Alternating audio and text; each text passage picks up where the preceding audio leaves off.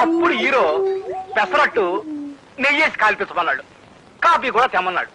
అప్పుడు సర్వరు ఏ కాపీ, మామూలు కాపీయా, స్పెషల్ కాపీయా, బుర్రు కాపీయా, నెసికేపా, బ్లాక్ కాపీయా, వైట్ కాపీయా, హార్డ్ కాపీయా, కోల్డ్ కాపీయా, నురుగు కావాలా వద్దా, కావాలంటే ఎన్ని చెంచాలు అని అడిగాడు.